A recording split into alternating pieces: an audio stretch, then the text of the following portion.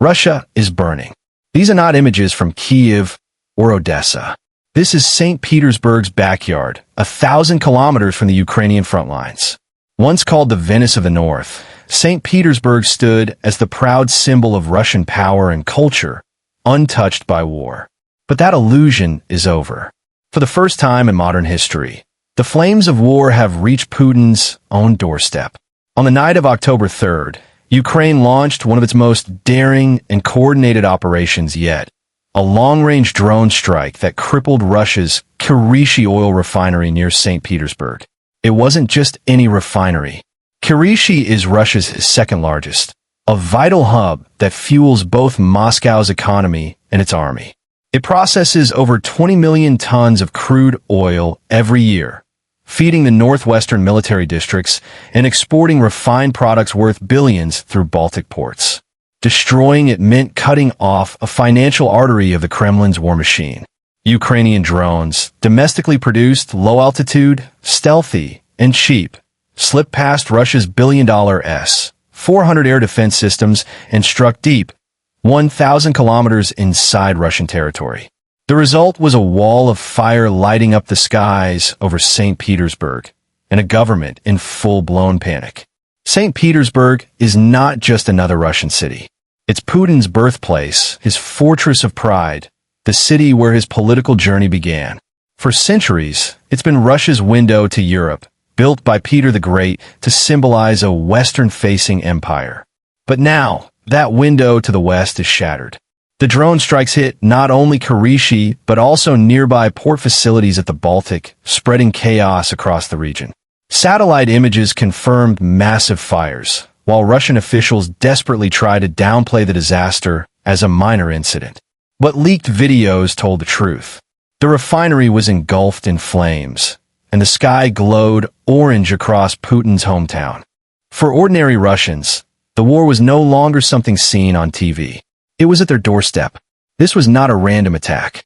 It was a calculated masterstroke by Ukraine's intelligence services, the GUR and SBU. Their plan wasn't just to damage. It was to destroy beyond repair. Modern refineries like Kryvyi rely on specialized Western parts, turbines, compressors, and control systems made by companies like Siemens and Honeywell. Because of sanctions, Russia can't replace them. So when those components burn, the refinery stays offline for months, maybe years. Ukraine's drones targeted these exact systems, ensuring repair is nearly impossible. In military terms, this wasn't just a strike. It was a decapitation of Russia's energy infrastructure. The consequences were immediate and devastating. Gasoline shortages began across Western Russia. Long lines formed at fuel stations. People slept in cars, fighting to buy just 20 liters of gas per vehicle. In Crimea, more than half of gas stations shut down entirely. On social media, Russians posted videos of endless queues, fights at the pump, and handwritten signs reading, "No gasoline." In a country that prides itself on being an oil superpower, this is the ultimate humiliation. The crisis even spread to Belarus, one of Russia's closest allies, where fuel deliveries stopped altogether. For the first time in decades, Russia can't even supply its own people. For over 20 years, Putin built his power on one promise: stability. That promise is now collapsing.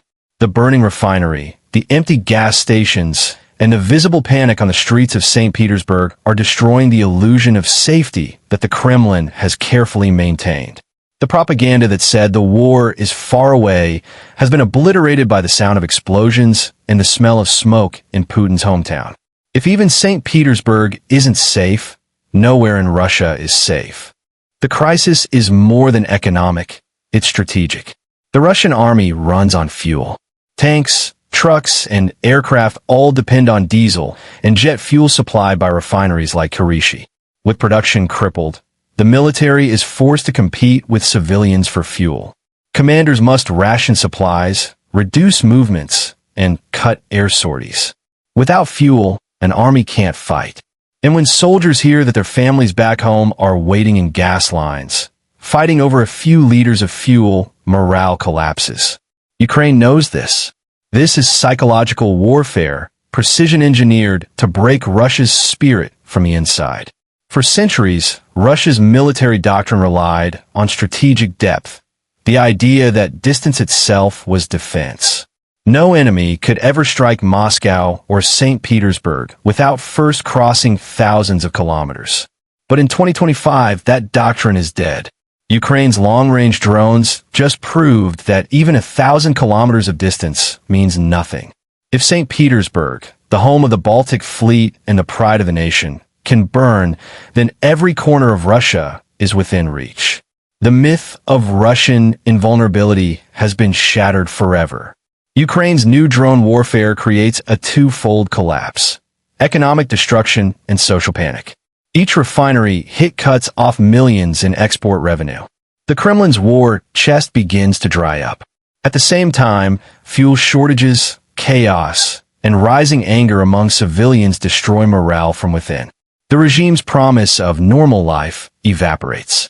It's a strategy that attacks both the wallet and the heart, the economy and the psychology of an entire nation. There's poetic justice in what's happening. St. Petersburg was built to connect Russia to Europe. Now, its ports, once symbols of trade and progress, are being destroyed by weapons powered by European technology. The city that represented Russia's dream of joining the West is now burning because of a war started to separate from it. This is the closing of Peter the Great's window to Europe, not by history, but by Putin's own hand. For the first time, ordinary Russians are questioning everything. Why are we fighting? Why are our cities burning? Why can't the government protect us? The psychological rupture is spreading faster than the physical fires. This is no longer just about oil or economics. It's about the soul of a nation realizing that the war has come home. As the flames fade over St. Petersburg, one truth remains. Ukraine has turned Russia's greatest strength, its size and resources, into its greatest weakness. The war is no longer out there. It's inside Russia, inside its economy, inside its cities, and inside its people's minds. The war has come home.